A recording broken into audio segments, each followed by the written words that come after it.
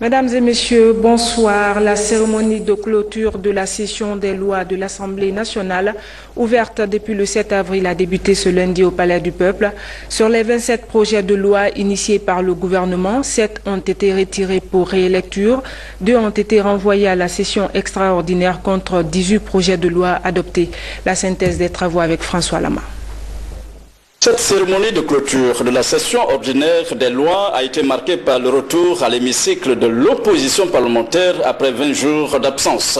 Ce sont 2 discours qui ont ponctué la cérémonie. D'abord, le message du chef de l'État transmis par son représentant auprès de l'institution parlementaire. Au nom du président de la République, de vous féliciter personnellement et aussi chacun des représentants nationaux de cette Assemblée. Enfin, je me réjouis en terminant de réaffirmer ici avec conviction que vos travaux au cours de cette session ont été conduits conformément à la Constitution et à votre règlement intérieur. Cela témoigne de la ferme volonté de vous personnellement, Monsieur le Président, et de chacun de vos collègues de contribuer à la construction de l'État de droit que propose le président de la République, Alpha Condé, dans son projet de société.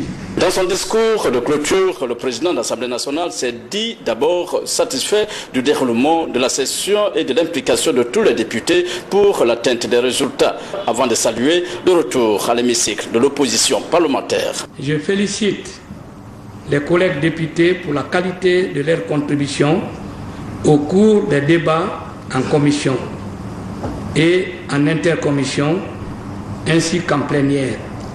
Je salue cet esprit républicain de notre représentation nationale. J'espère qu'il va aller en s'améliorant pour renforcer son engagement dans la promotion de la démocratie.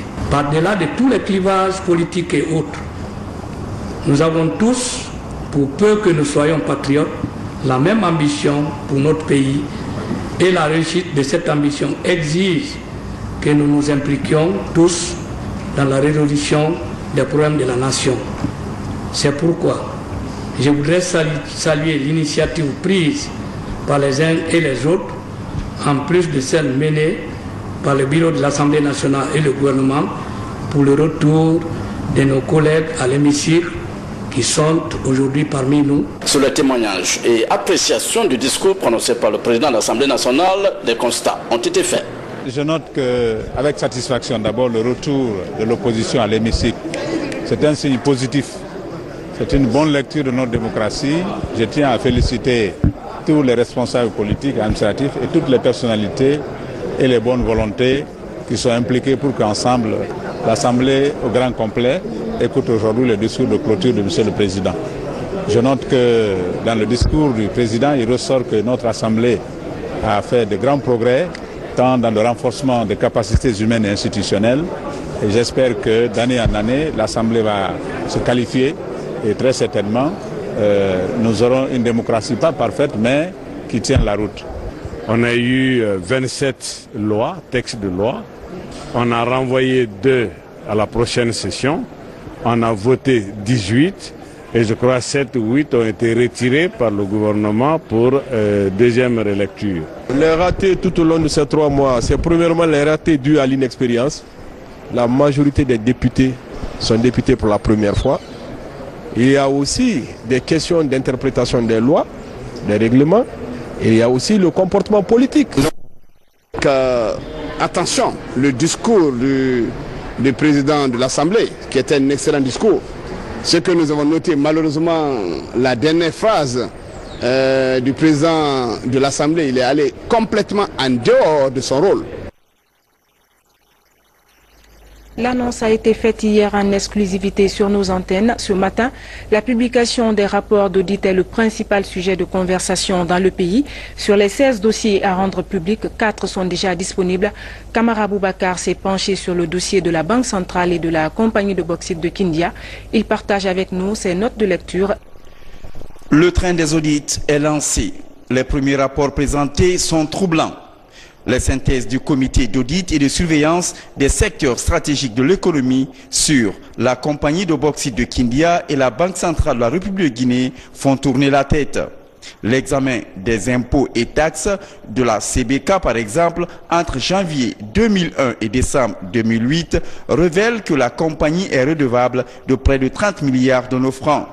En passant au peigne fin, le volet paiement de location des infrastructures, le comité d'audit souligne que le loyer ne rapporte à l'État que 62 500 $ en moyenne par mois.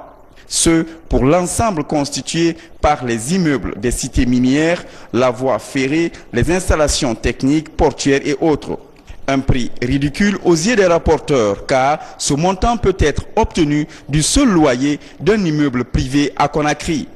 Pire, la CBK bénéficie d'une exemption de paiement de loyer pour la période allant du 30 avril 2001 au 31 décembre 2003. Les motivations et justifications n'ont jamais été portées à l'attention de la commission d'audit. Dans le dossier BCRG, le rapport cite à l'appel plusieurs mots. Laxisme dans la gestion des réserves de change, collusion d'intérêts, surfacturation, défaut d'appel à concurrence, pratique d'auto d'intérêt exorbitant. La convention d'ouverture de crédit entre l'État et la BNP Paribas, l'opération Duri avec Safricom et Amana réalisée en 2007, la transaction financière avec Sogestil sont, selon les conclusions de l'audit, de gros dégâts financiers au préjudice de l'État. Des chiffres précis accompagnent ces révélations. La rentrée en action de l'agent judiciaire de l'État devra ouvrir la procédure judiciaire sur ces premiers dossiers brûlants des audits attendus depuis longtemps. Le rapport des audits est enfin prêt. Plus de 600 milliards de francs guinéens sont en jeu. Les dossiers Air Guinée et la relance de la filière coton comportent beaucoup d'irrégularités. Nous y reviendrons. Gagner avec les jeunes, c'est le thème d'une formation à l'intention des partis politiques. C'est une initiative de l'USAID. La démarche vise à accompagner les partis politiques sur la représentativité des jeunes dans la gestion des affaires et à consolider la culture démocratique. Le projet est piloté sur le terrain par National Democratic Institute. Mahmoud Barry. Ces 33 jeunes sont venus des différents partis politiques évoluant en Guinée. Ils vont apprendre comment gagner avec les jeunes. C'est un outil d'accompagnement des formations politiques sur la représentativité des jeunes dans la gestion de leurs partis politiques respectifs et leur participation qualitative. Cette vision soutenue par l'USAID vise à faciliter le leadership de la jeunesse. L'éducation citoyenne, l'implication des jeunes dans l'enracinement de la démocratie et la gestion des affaires publiques sont autant de préoccupations que les jeunes de Guinée devraient maîtriser pour relever le défi. Les jeunes garçons et filles représentent plus de 45% de la population guinéenne. Ils constituent aussi la majorité au sein des partis politiques dans le pays. Ces partis se doivent donc de leur accorder une attention particulière, non seulement pour en faire un feu de lance dynamique, mais aussi pour assurer une victoire certaine à toutes les élections. Cet accompagnement des partenaires au processus électoral guinéen devrait aider à ficeler une stratégie d'évaluation et de prise en compte des différentes préoccupations des jeunes des partis politiques. Nous voulons que les jeunes soient vraiment des acteurs clés de la consolidation de la démocratie, les acteurs clés donc de la paix, les acteurs clés donc de la stabilité politique en Guinée et en Afrique. L'organisation et la stratégie du parti par rapport aux jeunes, les méthodes d'identification des attentes et le processus d'élaboration du plan d'action gagné avec les jeunes seront abordés au cours des travaux. Nous sommes dans une dynamique de reconstruction, de consolidation de la démocratie dans notre pays et que donner à ces jeunes dans les partis politiques un outil les permettant de mieux participer au débat public, de mieux s'intégrer dans leur parti, ne peut être qu'une bonne chose. Le NDI a initié cette activité pour amener les jeunes à capitaliser les acquis pour qu'ils jouent pleinement leur rôle dans la consolidation de la culture citoyenne. L'administration publique et la prise de fonction du nouvel inspecteur régional du gouvernorat de Conakry, le promu aura désormais pour tâche de contrôler le fonctionnement des structures décentralisées et déconcentrées de la capitale. Le point avec Moussa Bangora. Le gouvernorat de la ville de Conakry a désormais un inspecteur régional de l'administration publique. Ali Camara vient d'être installé dans ses nouvelles fonctions par le ministre de la fonction publique, de la réforme de l'État et de la modernisation de l'administration en présence de plusieurs personnalités. Le nouvel inspecteur a remercié la haute hiérarchie pour avoir porté confiance en sa personne avant de réaffirmer sa volonté à travailler avec le département dans sa délicatesse mission. Mon programme c'est quoi? C'est la réforme de l'administration du public et mettre en œuvre tout ce qu'il fallait faire pour les travailleurs de la fonction publique et le contrôle effectif des travailleurs, voir aussi ceux qui ont abandonné et ceux qui sont à l'extérieur, qui viennent seulement se recenser et se retourner. Dans son projet Rajeunir et féminiser l'administration publique, le ministre de tutelle et le gouverneur de Conakry exhortent le nouvel inspecteur à plus de rigueur dans la gouvernance régionale. L'inspecteur régional de l'administration publique de la ville de Conakry peut compter sur notre disponibilité à l'appuyer, à l'accompagner dans l'exercice de ses fonctions. Et nous sollicitons auprès de lui toute l'expertise à la matière à mettre à la disposition de l'administration régionale et municipale. L'administration, c'est comme un être humain.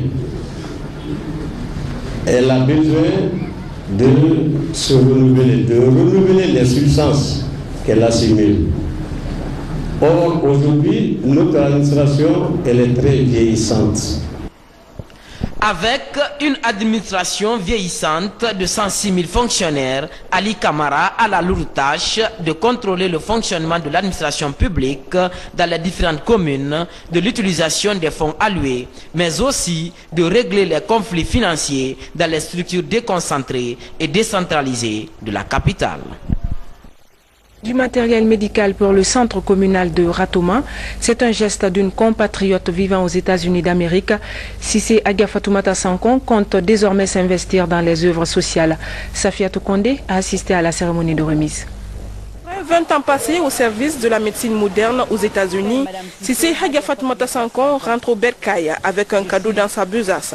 Un cadeau composé de solutions antiseptiques, de blouses, de gants, de serviettes, de draps et autres matériels médicaux. Un vieux rêve de Haga Fatoumata Sankon qui se réalise. C'est quelque chose que j'ai commencé à payer petit à petit. Petit à petit, à chaque fois que j'ai une opportunité, je paye quelque chose. Je mets de côté. C'est tout juste un geste qui vient au fond de mon cœur. Ce don-là, c'est un don de Dieu. Ce que nous voyons ici, c'est du matériel de protection. Ce matériel de protection surtout vient à un moment où le Guinéen a besoin de ça. Pourquoi? Parce que nous sommes en période d'épidémie d'Ebola. Un don qui va contribuer à coup sûr à améliorer la qualité de la prestation du centre médical de Ratoma. Un centre classé parmi les meilleurs, mais aussi qui a ses difficultés. Éducation, l'université Gamal Abdel Nasser remporte le trophée de la meilleure université de Conakry après 2 mois de compétition entre universités publiques et privées. Le concours a également permis de détecter les meilleurs talents au sein des établissements d'enseignement supérieur dans le domaine des nouvelles technologies de l'information. Reportage Abdulaziz Baldé, Mohamed Alpha Baldé. L'université Gamal Abdel Nasser de Conakry est sortie vainqueur du concours interuniversitaire organisé par la structure EasyLink Guinée. Lancé le 19 avril dernier, ce concours a regroupé plus de 6 universités publiques et privées de la capitale. L'initiative vise à détecter des talents au sein des établissements d'enseignement supérieur sur le plan des nouvelles technologies de l'information. Nous voulons continuer sur cette lancée, mettre en compétition toutes les universités de la République. Aujourd'hui, nous sommes à Conakry. Bientôt, ça sera vers l'intérieur du pays. D'accord? Donc, nous voulons quelque chose de national. Pourquoi pas sous-régional? Je pense que l'activité présente développée par l'EasyLink est une activité qui rentre vraiment dans le cadre de la mise en œuvre globale de notre plan stratégique. Après plusieurs heures d'exposé sur le projet de gestion d'une école, le jury a apprécié la prestation de la seule université publique en compétition. Le jury en a ainsi délibéré. Université Nongo Conakry, 73,33. Université Gamal Abdel Nasser Conakry, 75%. Le jury déclare l'Université Gamal Abdel Nasser. Le travail était vraiment dur. Donc on l'a fait de nous-mêmes, sans la participation d'une autre personne. C'est nous-mêmes qui avions travaillé de jour, nuit. Je suis très surpris de savoir qu'on occupe la deuxième place parce qu'on a respecté toutes les formes et que franchement on avait des étudiants quand même qui avaient la maîtrise parfaite vraiment du logiciel. Ce concours est à sa première édition en Guinée. Les organisateurs entendent accompagner les étudiants sortants et aussi faire de nos universités des centres de référence. La promotion et l'émancipation des femmes, c'est le nouveau défi du haut commandement de la gendarmerie nationale. Depuis 5 mois, la première promotion des filles pilotes des grosses motos cylindrées suit des cours théoriques et pratiques. Une quarantaine d'élèves gendarmes au total. À l'issue de la formation, elles devront escorter des hautes personnalités. Ansoumane Toumani Kamara a suivi leur séance de formation. Elles sont 40 filles, élèves gendarmes, à apprendre la conduite des motos grosses cylindrées ici à Gomboya, dans la préfecture de Koya. Et c'est la toute première promotion de pilotes moto de la gendarmerie nationale, composée exclusivement de filles. Depuis mars dernier, elles suivent des cours théoriques et pratiques dispensés par cette équipe de jeunes instructeurs gendarmes. La formation porte sur la maniabilité, c'est la maniabilité des petites motos et des motos de grosses cylindrées. Comme on a deux genres, il y a les moyennes cylindrées et les grosses cylindrées. À l'heure où nous sommes sur les grosses cylindrées. Vous allez bientôt voir une petite démonstration que les filles même vont effectuer devant vous. Moi je suis très satisfait du boulot parce que c'est que mon travail, c'est pas tombé à l'eau.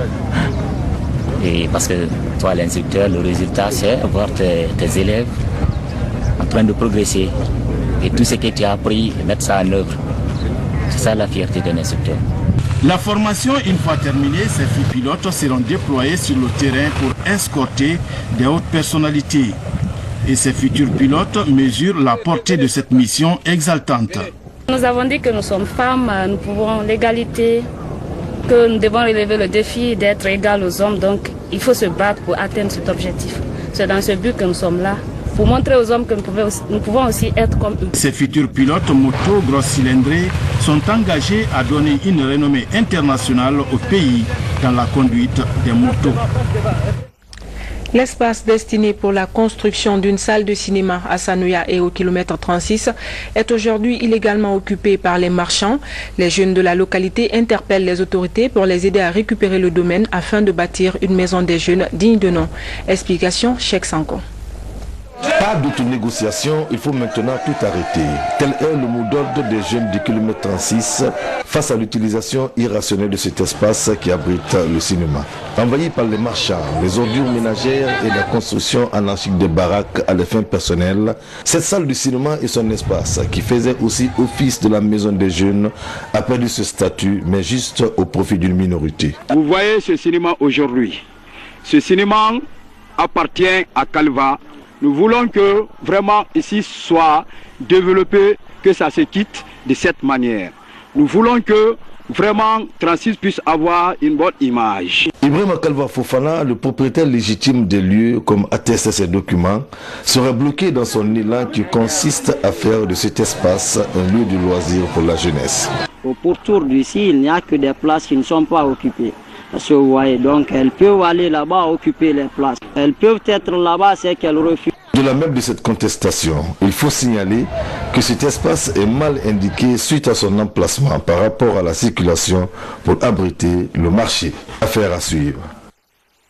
Ce communiqué avant de poursuivre ce journal en application des dispositions de l'arrêté du 7 juillet 2014 relatif à la mise en place de la commission interministérielle de supervision et de contrôle de l'indemnisation des populations affectées par le projet de construction de la nouvelle ville de Lambagny.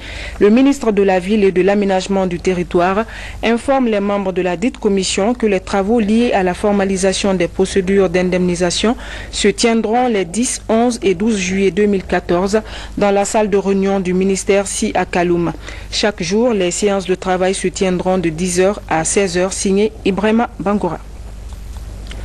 Le groupe Nestlé offre du matériel au service national de contrôle qualité, des équipements pour accompagner les efforts du gouvernement dans la préservation de la santé des consommateurs.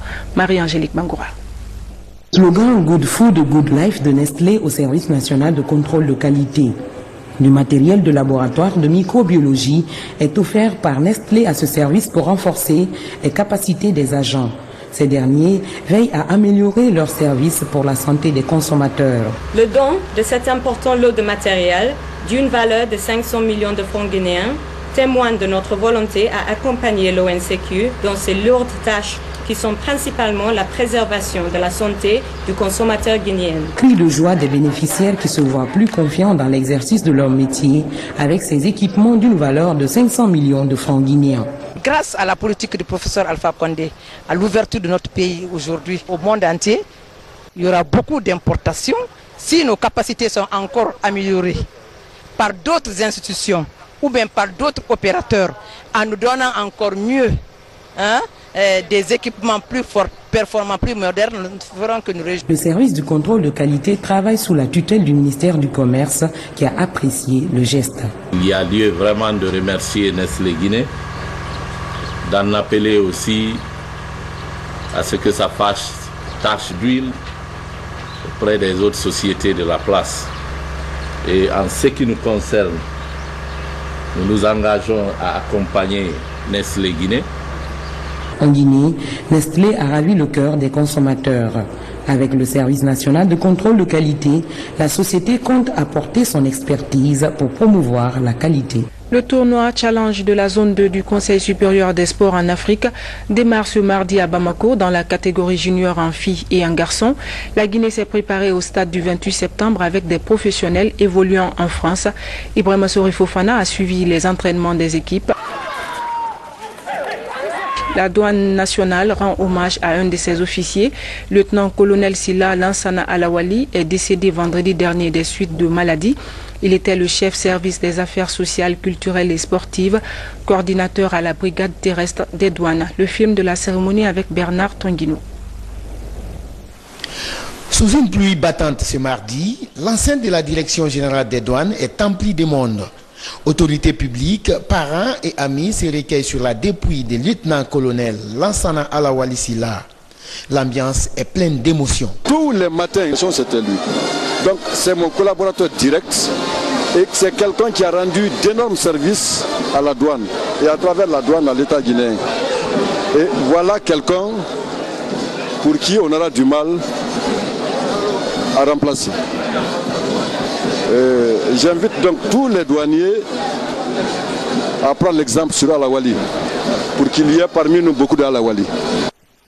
Engagé à la douane le 1er juillet 1978, suite à un concours de recrutement des agents de la brigade douanière, Lansana Alawali Silla aura marqué ses collaborateurs par son esprit d'équipe. Le colonel Alawali, c'était un monsieur, c'était un grand.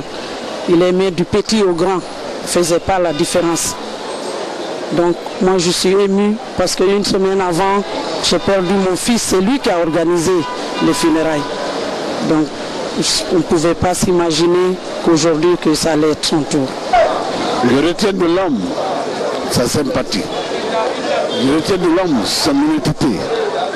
Je retiens de l'homme la justice dont il a toujours fait preuve dans l'exercice de ses fonctions. À travers lui, nous avons appris beaucoup de choses dans ce qu'il a fait et à la fin de ce que nous avons vécu. Reconnaissons que l'homme n'est que son œuvre. Et Dieu merci, nous prions Dieu que son âme repose en paix et que la terre lui soit légère.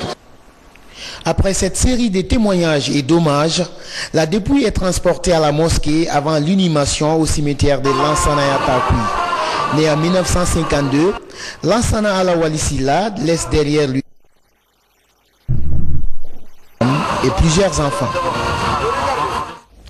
Que l'âme de l'illustre disparu repose en paix. Amen. Voilà, mesdames et messieurs, c'est la fin de ce journal. À tous, merci de l'avoir suivi. Bonne soirée en compagnie de nos programmes.